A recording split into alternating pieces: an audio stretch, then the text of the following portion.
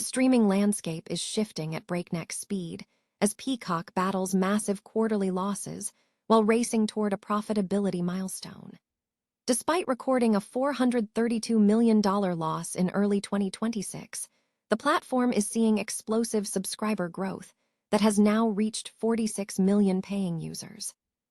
With Comcast leadership pointing to major event coverage like the Winter Olympics and the Super Bowl as primary engines for this momentum, we have to ask if this high-stakes spending strategy will actually pay off for the network in the long run.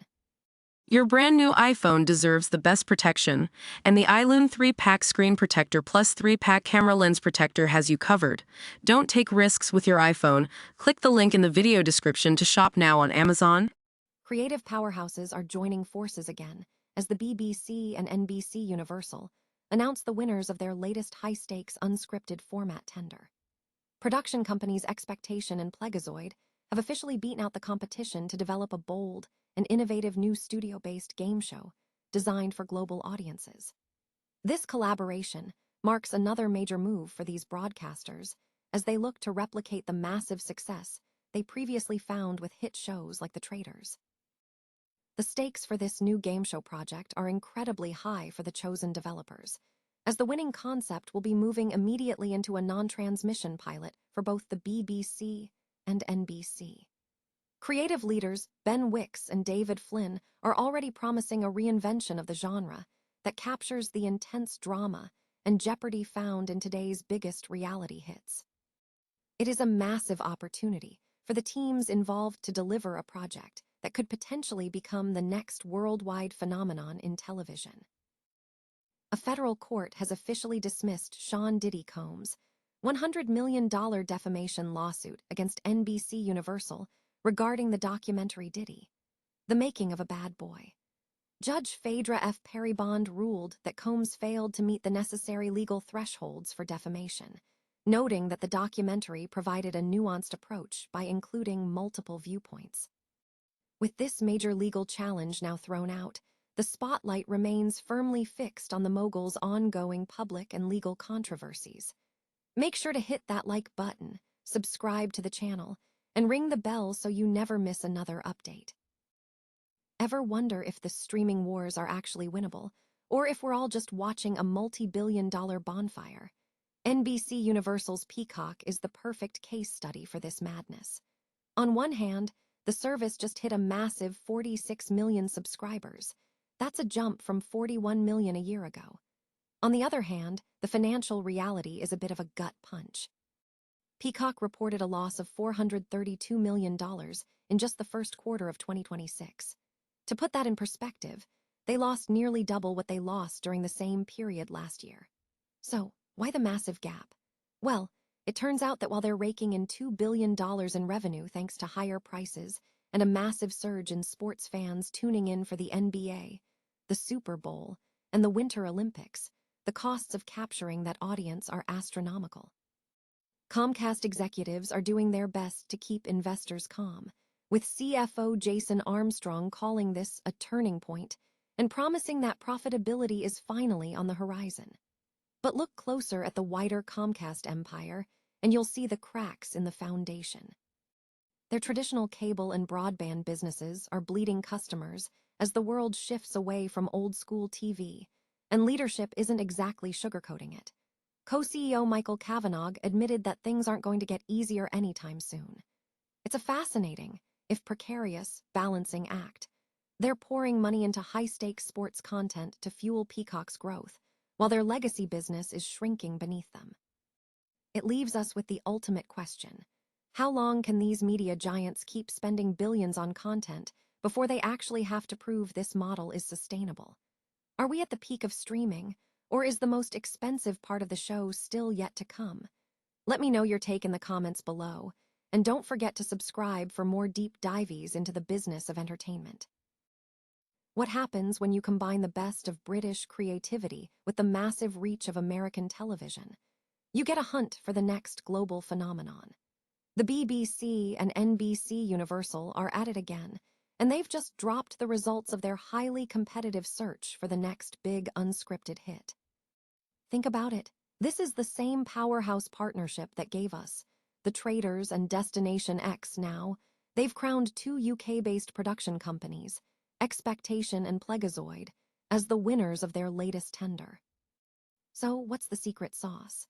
These producers beat out a crowded field of British talent by pitching a game show concept that promises an innovative, compelling twist on the traditional studio format. We aren't just talking about a simple quiz show. The goal here is a production that works on both sides of the Atlantic, likely centered around a massive shared hub. They're moving straight to a pilot, with Universal Television Alternative Studio co-producing the NBC version. The industry buzz is real. Executives from both the BBC and NBCU have been singing the praises of the UK's independent sector, citing the incredible, high-caliber ideas that poured in. Michael Jachnovitz of the BBC even went as far as to say that British creativity is essentially the gold standard right now. But let's look at the heavy hitters involved.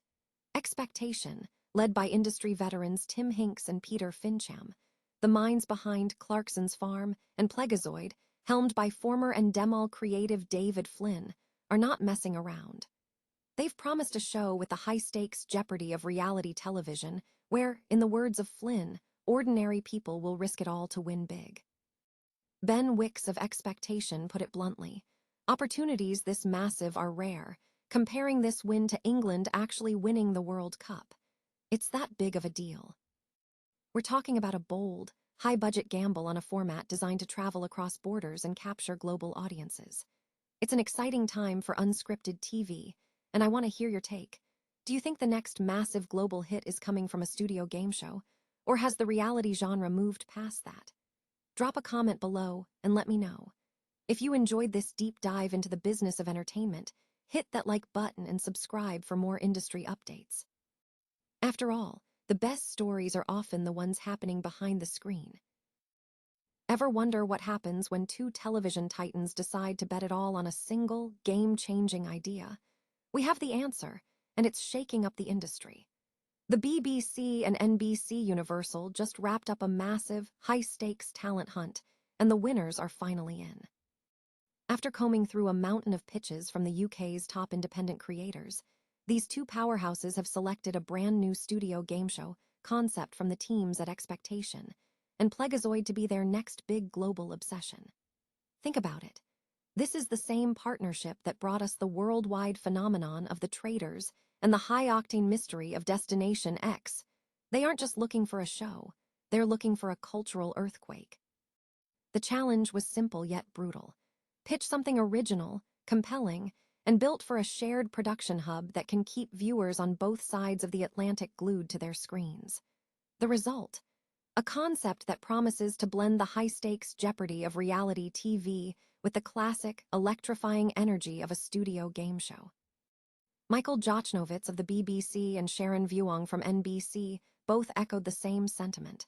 The talent pool was deep, and the decision was anything but easy, which says a lot about the current state of British creative IP. Ben Wicks from Expectation joked that these opportunities come around about as often as England winning the World Cup, which makes this victory feel even sweeter for their team. So, what's next? The gears are already turning, and we're moving toward a pilot production that could very well redefine the genre. If you're a fan of high-tension television, where ordinary people risk it all for massive rewards, you'll want to keep a very close eye on this development. What kind of twist do you think it will take to win over modern audiences? Let us know your wildest theories in the comments below, and don't forget to hit subscribe so you don't miss the reveal when this show finally hits the air. After all, the next global hit might be closer than we think. Imagine trying to sue a media giant for $100 million just to have a judge essentially tell you that your reputation was already too far gone to be damaged any further. That is exactly what just happened to Sean Diddy Combs, as a federal court officially tossed out his massive defamation lawsuit against NBC Universal.